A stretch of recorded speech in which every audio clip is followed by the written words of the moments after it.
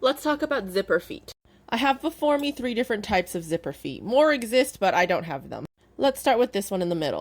Now this zipper foot has a left and a right side and a bar that is supposed to snap into your presser foot ankle.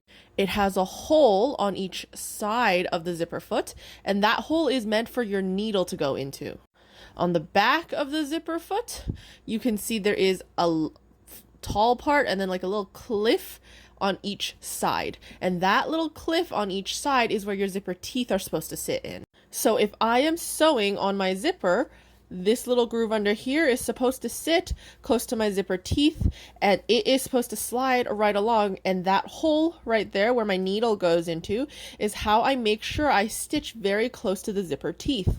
If I'm stitching on this side of the zipper, I will need to use this side of the zipper foot. If I am stitching on the other side of the zipper, I will need to use the other side of the zipper foot. If we look on our sewing machine, I release my regular presser foot, and this zipper foot can either go in one side, or I can switch it to the other side when I'm sewing the other side of the zipper. This second type of zipper foot works in a slightly different manner.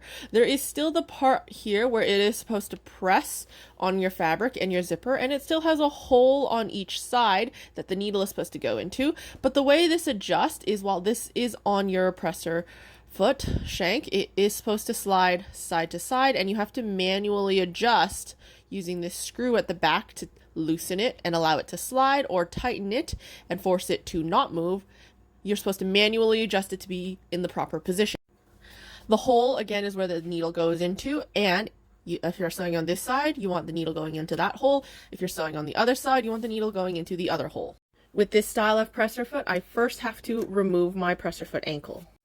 And now these grooves on the side, I can slide my screw into here and screw it into my presser foot shank.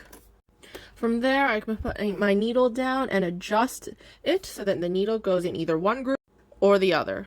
Last but certainly not least is an invisible zipper foot.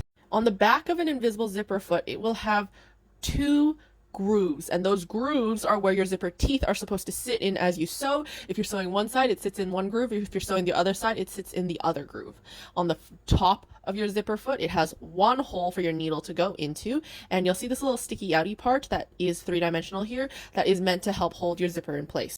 On your invisible zipper, when you unzip this, if you look at the zipper teeth on the back, it is supposed to unroll and then sit inside that groove, and that thing at the end there helps to keep it unrolled as you sew.